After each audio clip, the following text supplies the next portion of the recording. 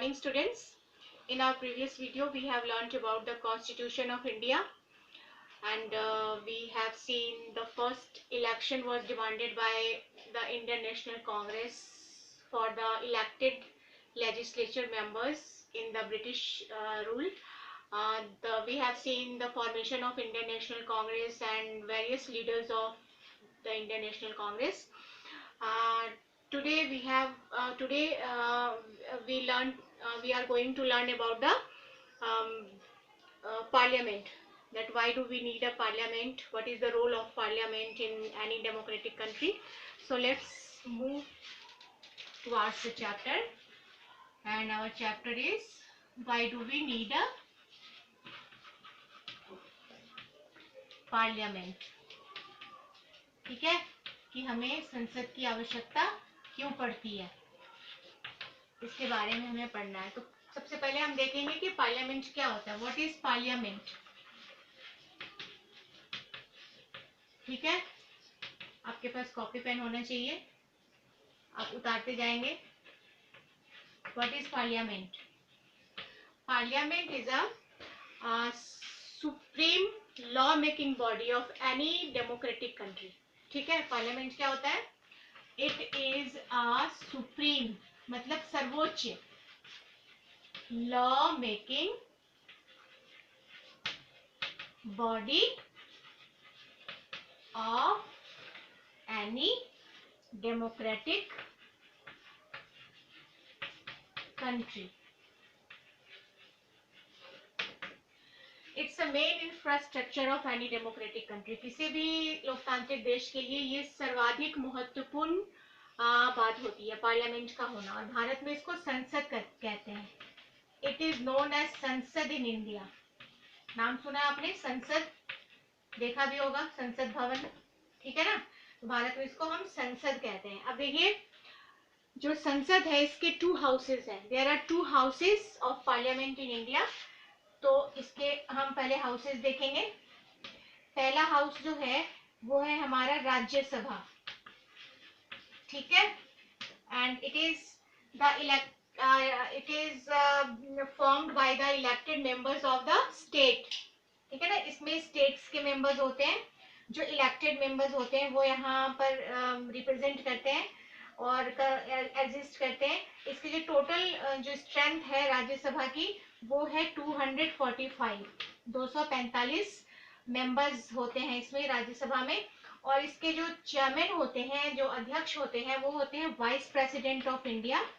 ठीक है, तो जो अभी वाइस प्रेसिडेंट ऑफ इंडिया हैं, आप लोग को पता होना चाहिए कौन है. वो इस टाइम राज्यसभा के अध्यक्ष हैं और वो है हमारे मिस्टर एम वेंकैया नायडू.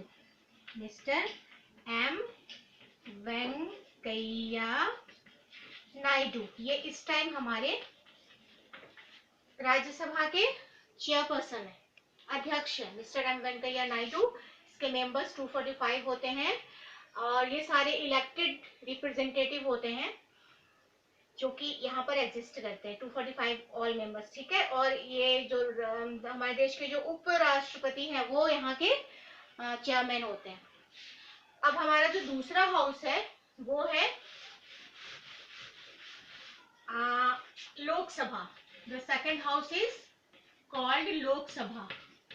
इसको हम लोअर हाउस भी कहते हैं, निचला सदन. ठीक है ना, और इसको जो है इसको कहा जाता है अपर हाउस, ऊपरी सदन.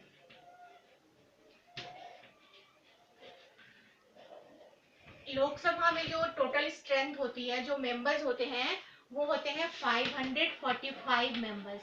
And all these members are elected by the common people of India. मतलब जनता के द्वारा चुने गए जितने भी प्रतिनिधि हैं, जितने भी रिप्रेजेंटेटिव हैं, वो सारे लोकसभा के मेंबर्स होते हैं.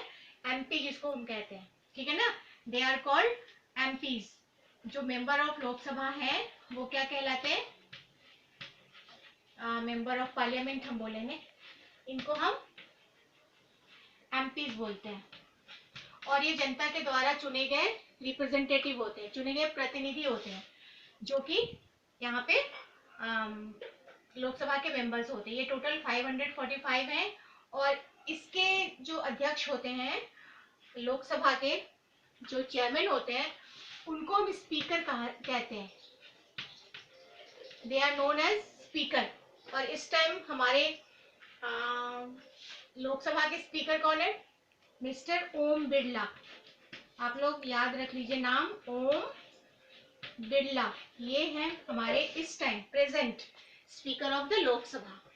और speaker of the Rajya Sabha at present कौन है? Mister M Venkaiah Naidu, the vice president of India. तो ये समझ में आ गया आपको। There are two houses in the parliament of India. The first house is upper house known as Rajya Sabha. There are 245 members in the Rajya Sabha and presided over by the Vice President of India, Mr. Venkaiah Naidu, right now. And the second house is Lok Sabha, which is known as lower house. There are 545 members in Lok Sabha, and it is the president of the Lok Sabha is known as Speaker, and the present Speaker of Lok Sabha is Om Birla. ठीक है, तो अभी का ना आप लोग देखिए। हाँ जी बेटा, तो अभी आपने देखा ना कि पार्लियामेंट के दो हाउसेज हैं, लोकसभा एंड राज्यसभा। अभी देखिए, राज्यसभा का चुनाव नहीं होता है। राज्यसभा में वही मेंबर्स होते हैं जो इलेक्टेड रिप्रेजेंटेटिव है ऑलरेडी स्टेट से, और थोड़े बहुत मेंबर्स को हमारे राष्ट्रपति भी नॉमिनेट करते हैं। जिन किसी विशेष क्षेत्रों में किसी व्यक्ति ने अगर बहुत अच्छा काम किया है तो उसको नॉमिनेट किया जाता है, जैसे गायन के क्षेत्र में, संगीत के क्षेत्र में, विज्ञान के क्षेत्र में, कला के क्षेत्र